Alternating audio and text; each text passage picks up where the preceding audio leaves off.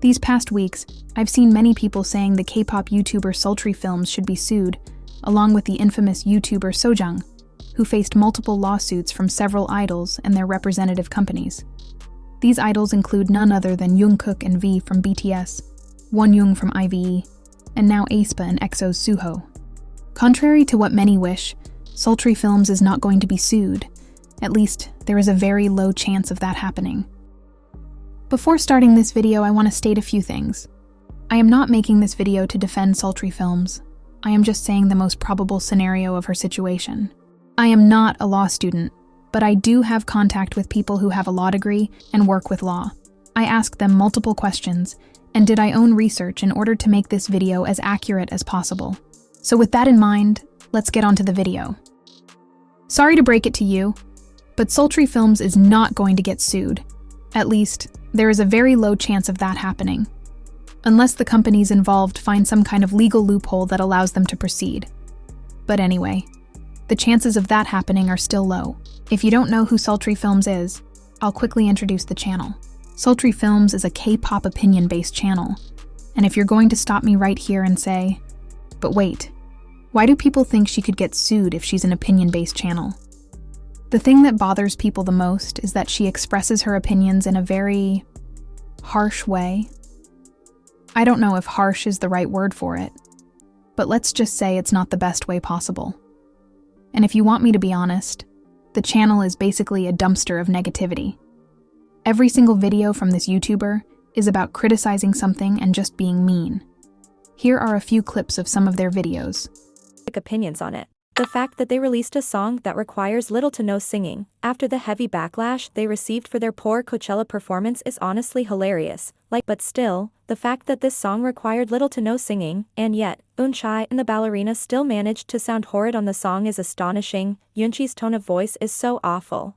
This documentary was filmed during their Unforgiven era. Their last comeback was Easy. If you go look at their Easy encore performance, Sakura sounded horrible. In the documentary, they showed us these little cute montages of her taking vocal lessons, just for her to still sound like shit during their next comeback. The debut and hype must be a nose job, big-ass veneers, and horrible vocals, because why does hype keep debuting these K-pop idols that cannot sing to save their life? It's appalling at this point. Many people think that Sultry Films could get sued for those statements, just like the YouTuber Sojung did. So can Sultry Films get sued for defamation? The answer is probably not. I was thinking about adding harassment to the list of reasons why Sultry Films could get sued, but they almost fall into the same category. The only difference being that in the United States, harassment is with the intent to intimidate, distress, or harm someone, mainly by threats or targeted personal attacks that go beyond criticism of professional skills. Contrary to South Korea, that can be anything that is deemed excessive, persistent, and intended to damage or humiliate a celebrity. Like I said, both harassment and defamation fall into the same category, so I'll just merge both and call it defamation. There are two things that are likely keeping Sultry Films from getting sued. The first reason is that Sultry Films is not Korean, or maybe not even Asian. Even if K-pop companies are aware of Sultry Films, the fact that she is overseas means suing her might not be worth the hassle of hiring international lawyers and going through a cross-borders lawsuit, which is way more complicated than suing domestically. Also, Sultry Films has not made enough noise yet for K-pop companies to worry about her possibly damaging their idols' careers and reputations. If they are aware of Sultry Films, they may just allow her to continue as long as she doesn't start a massive false scandal. After all, any press is good press. And even if she only criticizes someone, she's still bringing attention to them. Now on to the second reason, which is the differences between US and South Korean defamation laws, assuming that Sultry Films is an American citizen or lives in the US. Defamation laws in the United States and South Korea differ significantly, reflecting variations in their legal traditions, cultural values, and approaches to free speech. I'm going to show you the key distinctions. Number 1, legal tradition. In the United States, defamation law in the US is based on common law and is deeply influenced by the First Amendment, which prioritizes free speech. The US legal system balances defamation claims with the right to free expression. In South Korea's legal system is rooted in civil law, influenced by European, mainly German and French, Legal traditions. Free speech is protected, but there is a stronger emphasis on protecting individual dignity and reputation, often prioritizing these over broad free speech protections. 2. Free speech and public interest. In the United States, the First Amendment provides strong protections for speech, especially when it concerns public figures or matters of public interest. Plaintiffs who are public figures must prove actual malice, knowledge of falsity, or reckless disregard for the truth to succeed in defamation cases. For private individuals, the standard is lower, but proving negligence is still required. In South Korea, while free speech is protected under the Constitution, South Korean defamation laws place a higher value on personal honor and reputation. Even truthful statements can be considered defamatory if they are deemed unnecessary and harmful to a person's reputation. The law aims to prevent harm to reputation, rather than broadly protecting free speech. Number 3. Criminal versus civil defamation. In the United States, defamation is a civil matter in the U.S., meaning individuals sue for damages in court. Criminal defamation laws are rare and have largely been abolished at the state level. The focus is on compensating the victim for any damage caused by false statements.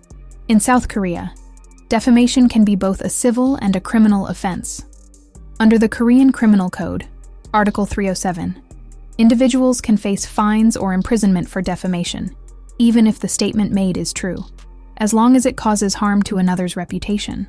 The existence of criminal defamation in South Korea reflects a stronger societal focus on protecting honor and dignity. Number 4. Truth as a defense. In the United States, truth is an absolute defense against defamation claims. If the defendant can prove that the statement was true, the case is usually dismissed. In South Korea, truth alone is not a full defense. Even if a statement is factually correct, it can still be considered defamatory if it harms someone's reputation without a clear public interest justification. Under Article 310, truth is a defense only if the statement serves the public good, which is exactly what happened to the Korean YouTuber Sojung. She tried to defend herself by saying that what she said was true, but that doesn't work in South Korea. Her legal team sucks, to be honest. Number 5. Defamation on social media.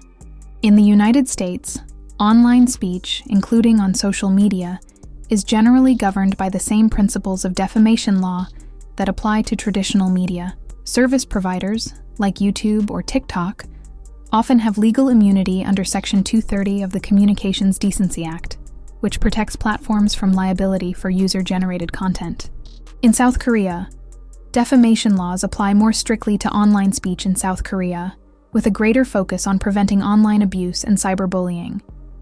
South Korea has enacted special laws to combat defamation on the internet, and both the poster and the platform may be held responsible for defamatory content.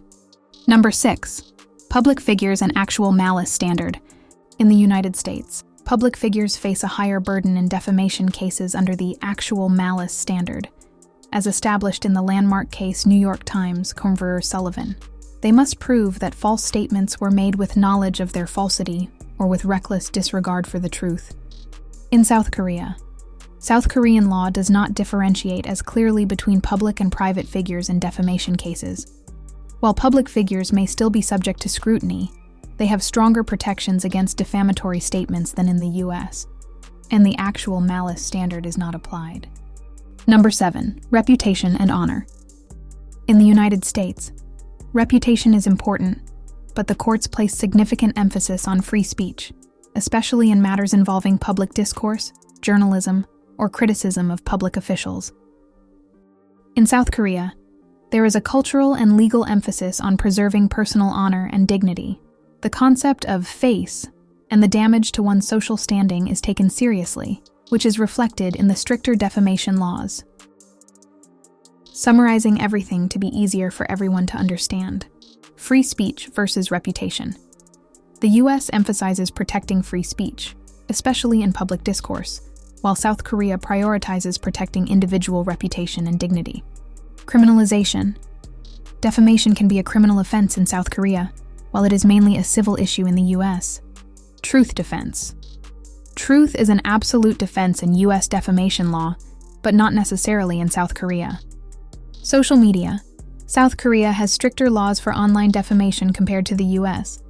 These differences show how defamation laws reflect broader societal values in each country, with the US emphasizing free speech and South Korea focusing more on protecting personal reputation.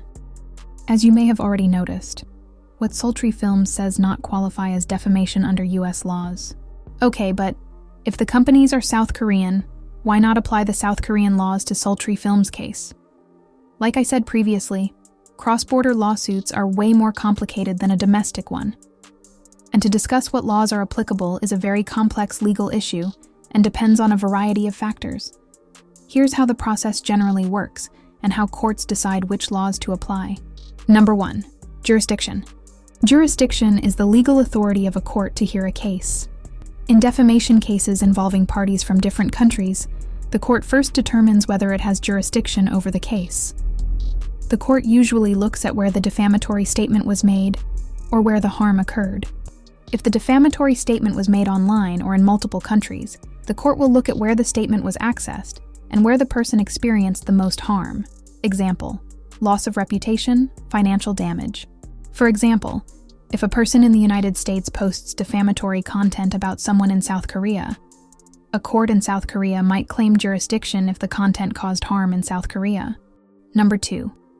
Choice of law, conflict of laws. Once jurisdiction is established, the court must decide which country's laws should apply to the defamation claim. This is known as choice of law or conflict of laws. Courts often consider factors such as where the defamatory statement was published or distributed, where the plaintiff, the person suing, resides, and where they suffered harm, where the defendant, the person being sued, resides, the nature of the content, and whether it was targeted at an audience in a specific country. Different countries have different rules for determining which law to apply. But in general, in South Korean court, if the defamation harmed someone in South Korea, a South Korean court might apply South Korean defamation law, even if the person who made the statement is in the US.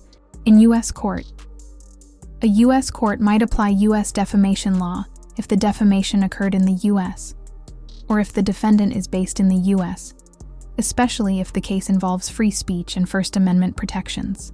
Number 3. The effects of different laws. South Korea's defamation law. If a South Korean court applies its own laws, even truthful statements can be defamatory if they harm a person's reputation. South Korean laws also allow criminal penalties for defamation. United States defamation law. If US law applies, truth is an absolute defense to defamation, and public figures must prove actual malice. This makes it more challenging to win a defamation case in the US, especially for public figures. Number 4. Enforcement of foreign judgments. Even if you win a defamation case in one country, enforcing that judgment in another country can be difficult. For example, a South Korean plaintiff, the one who is suing, who wins a defamation case against someone in the US, may face challenges enforcing a South Korean judgment in the US due to differences in free speech protections and the First Amendment. On the other hand, a US plaintiff might find it difficult to enforce a US judgment in South Korea if the courts there do not recognize the same free speech standards. Number 5. Defamation and the Internet, global reach. With online defamation, jurisdictional issues become even more complicated because the Internet has a global reach. Courts generally look at where the harm occurred and where the audience of the defamatory statement is located. For example, if defamatory content was posted on a website that is accessible globally and it caused significant harm in South Korea, a South Korean court might assert jurisdiction, even if the defendant is located in the US. It's forum shopping. Sometimes plaintiffs, the one suing, may choose to file the lawsuit in a country where defamation laws are more favorable to their case, a practice known as forum shopping. For example, if South Korean defamation laws are stricter, a South Korean plaintiff may prefer to file the case in South Korea, even if the defendant is in the US, to benefit from the stricter laws. In conclusion, which law applies depends on jurisdiction and conflict of laws principles. If the defamation caused harm in South Korea, South Korean law might apply, even if the defendant is from the USJ. Jurisdiction is critical, as courts must determine whether they have the authority to hear the case, which often depends on where the harm occurred. Enforcing judgments across borders is complex, and different countries' legal standards, like free speech protections in the US, may affect the outcome. In international defamation cases, it's advisable to consult legal experts in both jurisdictions to understand how different laws might impact the case. And that's it for today. I hope I was able to clarify all your doubts about the Sultry Film situation. Also, from what I know, no company has threatened to sue Sultry Films, as she is still posting. There have just been rumors, and I made this video to try to clear everything up and minimize misinformation. Since it's unlikely that Sultry Films will get sued, the only way to stop channels like this is to ignore them. People like Sultry Films keep doing what they do because they get attention, whether it's negative or positive. The fact that you're spending your energy criticizing them only fuels their main goal, getting reactions. Every social media platform has a block option. Click on it. Body to body to body to body to body. You and me, baby, you know that we got it. So don't go getting me started, 'cause you know I get hot-hearted. Baby, oh baby, oh baby, you're making